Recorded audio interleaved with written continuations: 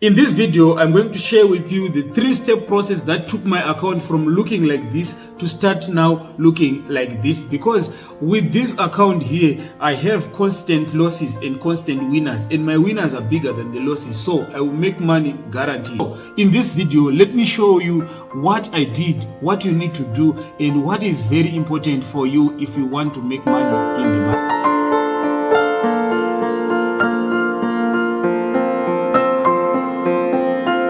So for you to understand this very well, I'm going to use 3 traders here. So let's say we have the first trader is called Harry Maguire, right? And the next trader is called Sancho.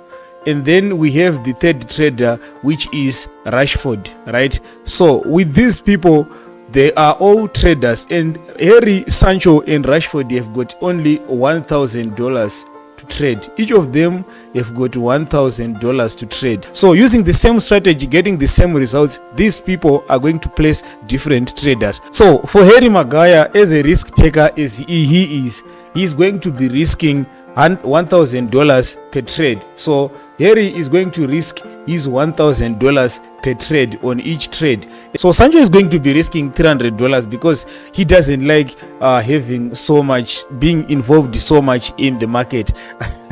Okay, so Rashford, as good as he is, but he doesn't pass the ball, but then he's going to be risking $50 per trade. So these 3 people are going to be placing their trades. Let's say with the same strategy, these people are going to get these results. So let's say the first trade is going to be a loser, followed by another loser, and a winner, a winner, a loser, a winner, winner, winner, loser, winner, like this. So this strategy is not bad at all. We have 4 losses here and we have 6 wins, right? 6 wins and 4 losses. This strategy is winning 60% of the time. But let's look at the performance of our traders or our players, right? So Harry was risking $1,000 per trade, which is 100% of his account, which means on this first trade here, Harry managed to blow his account. So Harry have already scored his own goal and he's out of the market, right? So he's out, right? And then we come to this guy called Sancho. Sancho is going to be placing the first trade and is going to be losing $300 on the first trade, and then on the second trade he's going to be losing another $300. And for Sancho, his account is now left with $400 out of 1,000. And at this point, I doubt that Sancho is going to be placing the third trade, because you already think that if he loses the third trade, he will be down to 100 and he can't place another trade. But that is a story for another day. But at this point, Sancho is not happy and is not stable with his trading. And now we come to Rashford. Rashford is good, but Rashford doesn't pass the ball, as I said. So Rashford is going to be losing $50 on the first trade, losing another $50 on the second trade, right? On the third trade, Rashford is gonna make another $50, and now he's back to break even. Again here, Rashford is gonna lose another $50. He's going to win, and now he's back to 1,000 again. Now you make 50, you makes $100 profit. You lose another 50, you makes another 50. Now at the point of this point right here, Rashford have got 1,100 in his account, right? So if you look at these 3 traders, who is likely to go on to keep playing in this market? So if you were a Manchester United coach here, you would say that, okay, I would rather have Rashford, who gives me stable returns, rather than having Harry, who is going to just score an own goal and get out of the market. And then we all have Sancho here, who is going to risk almost all his money on 1 or 2 trades, and now he is unstable, and now you don't know if you want to include him in the game at all. Okay guys, I have no offense with any Manchester United player that I was talking about here. It's just that I am a Manchester City fan and I enjoy having fun with our neighbors. Okay, so if you are a football fan and you are watching this video, tell me which team do you support in the comment section. For those Manchester City fans that I'm going to see there, maybe you can get a bonus or something like that. Okay, now enough of this Manchester United thing. Let's get back into business. So what I was trying to talk about here is how your risk management can affect your trading. So if you are into the market and you are trading, the first thing that you want to take care of is protecting your account, not making money, because most people who come into the market thinking about how much money can I make, what do I need to buy if I make this amount of money. But what I tell you is, do not worry about how much money are you going to be making. Worry about how are you going to protect your account and how are you going to live to fight another day if you lose today. So there's three pillars, or there's three concepts of risk management. So we have our triangle of profitability, right? And also we have our triangle of risk management. If you manage to do these things, this is where you make money, right? So first of all, the first thing that we want to look for is the risk capital, right? So risk capital is how much money are you putting in the market in the first place before even placing a trade, right? And let me tell you why this is important. When you come into the market and then you deposit for, let's say, $1,000 in the market, right? So this $1,000 that you see here, there's different ways that you are going to place trades with this $1,000 depending on how much important that $1,000 is in your life, right?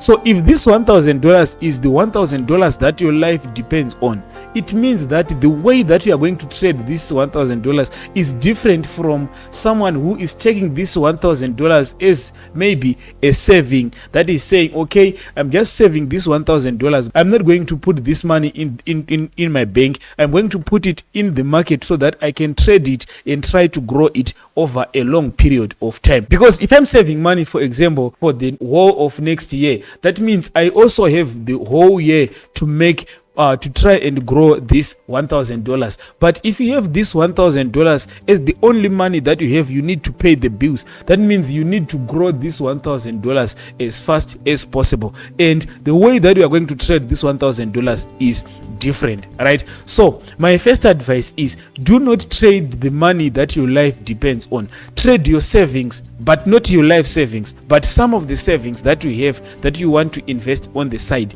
So risky capital is the money that you are putting in the market to trade in the first place. The rule number one for risky capital, it doesn't have to be the money that your life depends on. Then on the other side of the triangle, we have what is called risk per trade. What is risk per trade? Risk per trade is how much money are you risking on each and every trade. On our example, Harry was risking $1,000 and he lost it in one day. Sancho was risking $300, and after two trades his account is almost down to 50%, and chances that he's going to place another trade was very low. And then we have Rashford, who was risking $50 per trade, and then after that you can see that he managed to get up to 7 or 8 trades without changing any emotions into his trading, and also he managed to make $100 on top of that, right? So that risk per trade is very, very important. So for risk per trade, there's two things that you can do. Number one, you can use risk per trade as a percentage of your account, right? Which is very, very better. I think this is a better way of calculating your risk. So knowing your risk per trade, let's say you have $1,000 again, you can say, I want to risk 2% of my account, or I want to risk 3% of my account, or 4% of my account. Now the second way that you can put risk per trade is putting a dedicated amount of money. You can say, I want to risk $50 per trade. I want to risk $50 per trade until my account grows maybe to 1,500. Then I'll increase that to $75, and then maybe to 100, and increasing over that. So know exactly how much money are you risking per trade. Now the third pillar of the risk triangle is going to be risk tolerance, right? So risk tolerance is very important, but most people don't take care of risk tolerance. I've seen a lot of people placing like 7 positions, 10 positions of like 5 lots on all of those, right? And this is a recipe for disaster, because once you do that, your chances of blowing your account is very, very high. So risk tolerance is something that you need to take care of. Risk tolerance simply means how many trades can you have open at the same time. For me personally, I cannot open more than 2 trades at the same time. If I have another trade that is running, and if I see another opportunity or another setup, I can place a trade. But if I have 2 trades running at the same time, if I see a third setup, I'm not going to place that trade. Why? Because my risk tolerance doesn't allow me to place 3 trades at the same time. So these are the 3 pillars of the risk triangle that you want to move with in the market. So make sure you know how much are you comfortable putting into risk by putting it as a risk capital, because every money that you put in the market, you are likely to lose it at some point if you don't follow good risk management, and also if your strategy doesn't go in your direction. So know exactly that this is the amount that you can manage to lose. Number 2, take care of your risk per trade. Most people just get into the market, but they don't know exactly how much they are risking until they lose. They will know the risk that they were putting in place after losing. You don't want to do that. Then number 3, take care of your risk tolerance. How many positions can you open at a given time? Now the question is, how do I know exactly how much to risk per trade? And let me give you a simple answer to that. The answer is going to come to the win rate of your strategy and the maximum drawdown. And how do you know the win rate of your strategy? You backtest your strategy. How do you know the drawdown? You backtest your drawdown. And if you think about it, let's say I tested my strategy for 100 times. And then I found out after every 100 trades, my strategy wins 60 trades and loses 40 trades. And I know this by backtesting. Of course, backtesting means using the data that have already happened. You don't know what is going to happen in the future, but you are much better if you know the data that have already happened before than someone who is just trading and he doesn't know how the strategy performs at any point, right? So after these 60 trades, after these 60 winners and 40 losses, I also find out that at some point there were a point where my strategy was, we have lost 7 trades in a row.